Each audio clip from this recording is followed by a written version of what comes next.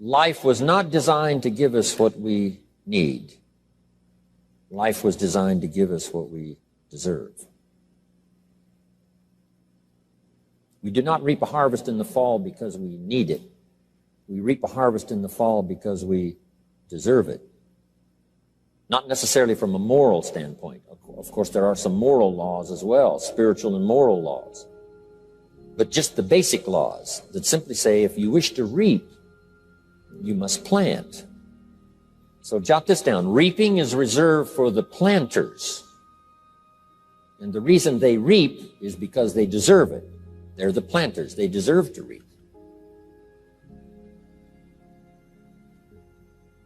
Interesting Bible phrase that says, if you keep knocking, you'll find open doors. Good phrase to jot down. If you keep knocking, you'll find open doors. Doors of opportunity. Doors of a chance to meet someone. Doors open for association. Doors open to find someone special. Doors open to find a unique business colleague. If you keep knocking, the phrase says, doors of opportunity are open to those who continually knock. So we don't find open doors of opportunity because we need them. We find them because we deserve them. Only those who knock deserve to find an open door. But the promise is, if you continually knock, you'll find doors of opportunity. It says, if you search, you will find. So make the note, it's good. Finding is reserved for the searchers because they deserve it. Now, at first they may have needed it, but they now know that just needing it is not sufficient. But if they need it, now they must qualify for it. The reason why you're going to be blessed with good ideas this weekend is because you've come searching. You've gotten on an airplane to come searching. Got in your automobile to come searching. You got here searching. Now you're ready to receive. And for those who search, they will find answers. They will find plans, imagination to stir yourself into action for future benefit. So if you search, to find a good idea, you must go looking, go searching. You've got to go to church. You've got to go to class. You've got to go to the seminar. You've got to go to the library. You've got to go to the books if you wish to find. Rarely does a good idea interrupt you. Rarely. But if you will search, you will find. So we get not what we need, but we get what we deserve. It says if you ask, someone has an answer. If you keep asking, the answers belong to you, because by virtue of asking, you have qualified. So we don't get what we need, we get what we deserve. The mother on welfare should be taught in some small manner that hopefully she can begin deserving the welfare check. Not getting it because she needs it, but now starting to get it because she deserves it. If the welfare worker says to Mary, I brought a bucket of paint and a paintbrush, and the next time I come, if the door is painted and the fence here in front is painted, I give you the check for $450. Not that painting the door and painting the fence is worth $450. It's not worth that much, but it is the beginning of the process. So make that note. I want to begin the process of deserving. What would that be? What process should I begin engaging in to deserve good health, to deserve a good relationship, to deserve prosperity, to deserve an enterprise, to deserve the opportunity to build a city? What must I do to begin the process of deserving? So now the welfare worker comes back and the door is painted and the fence is painted, and now Mary gets the $450 to help take care of her children, not because she needs it, but because she's beginning to deserve it. Then the welfare worker thinks of some other project. She said, Mary, if these weeds are gone and this little garden is cultivated, when I come back, now that the door is painted and the fence is painted, if the weeds are gone and this little garden is cultivated, you get the $450. And step by step, a new life is emerging, learning the process of deserving it, not just needing. We teach our children at home, right? Child says, I need $10. So that language doesn't work here. There's plenty of money here, and the vaults are full. But to say I need $10 is not how you open the vault. So the child says what? Wow, how can I get that $10 that I need? So here's what they learn to say. How could I earn $10? Now the vault opens up. Now the money starts to flow. How could I earn $10? What could I do to earn the money? Not to get the money because you need it. Maybe you need the money. That's, all of us have needs. But here the key is to figure out how to open the vault, how to open the bank, how to open this unbelievable flow of resources to come our way. And here's the key: to deserve it, not to need it. You can't walk out to the field and say to the field, I need a crop. Here's what the field says. Here's what the ground says. Who is this clown that brings me his need but brings me no seed? So jot that down. Take your seed to the marketplace, not your need. Don't disclose your need to the marketplace, only your willingness. We'll talk about that a little later today.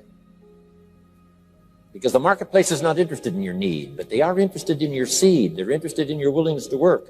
They're interested in your disciplines. They're interested in your eagerness. They're interested in your vitality and your work ethic. That's what the marketplace is interested in. Not your need, but your seed. Okay. We get what we deserve. Old Testament God says, if you'll move toward me, I'll move toward you.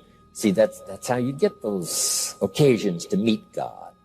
You must make the move.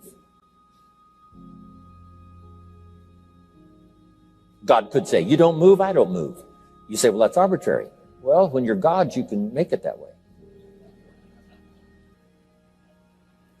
So, the law says if you wish to receive, now let's talk about enlightened self-interest. If you wish to receive, and we would call the wish to receive self-interest. But if it's enlightened self-interest, here's what it says.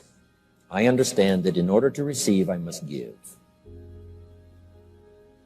Receiving is reserved for those who give. Receiving is not reserved for those who need it. It's reserved for those who deserve it.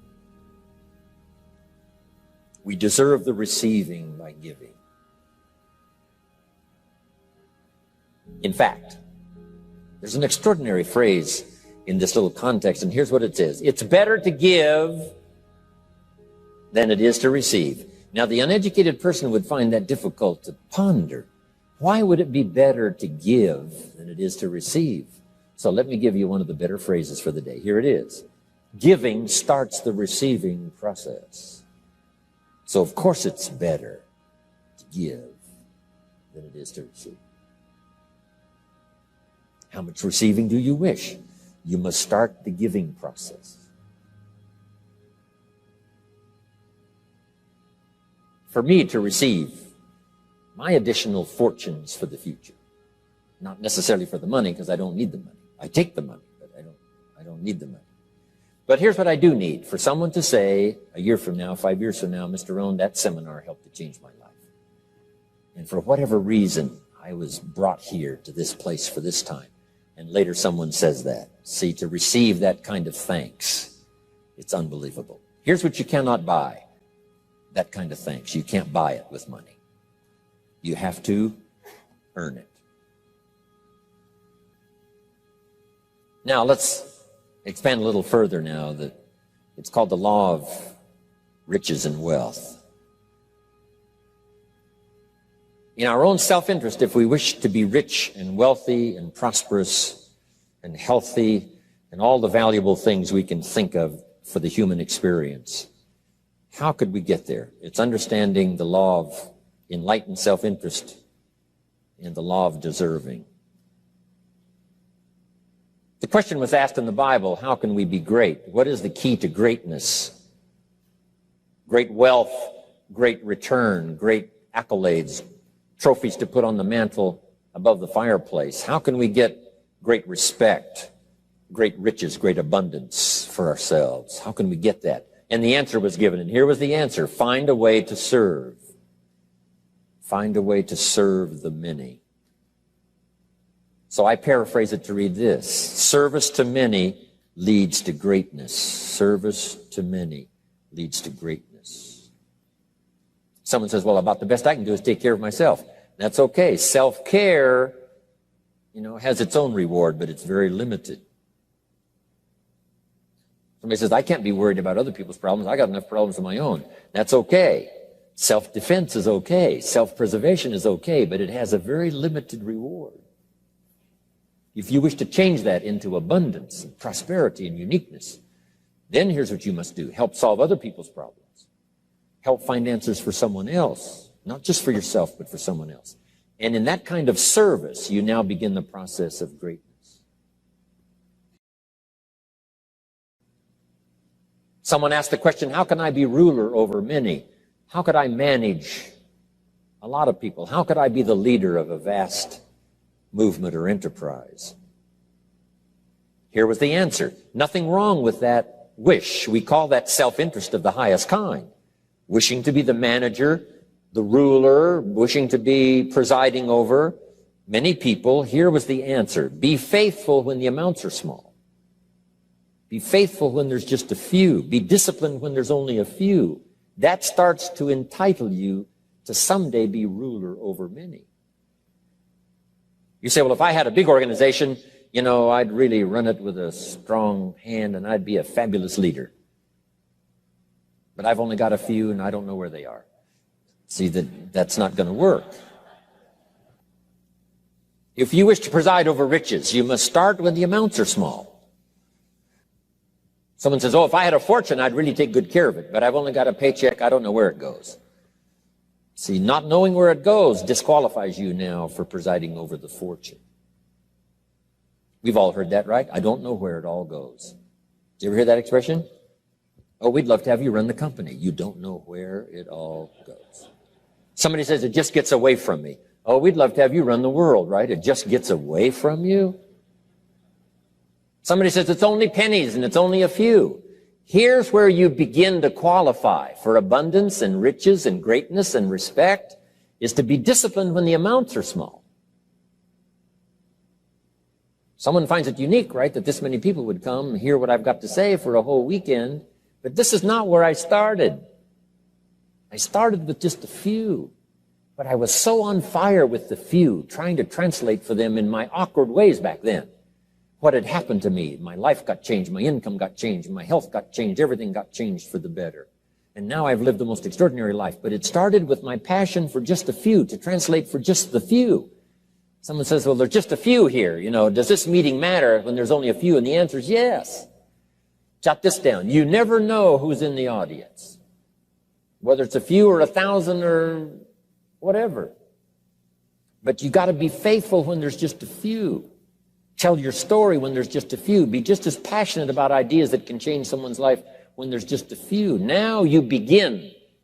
You're not fully qualified, but you begin the qualification to someday speak to many. Someday preside over a vast crowd. Someday be the manager or the leader of millions. It starts in those early days to deserve it. Now, jot this down. Also give yourself a chance to change. Some things I held on to that I thought this was it, this was it. I'm telling you, after a while I gave it up, found out it wasn't it. So give yourself a chance to change. Refine your philosophy. Refine your direction.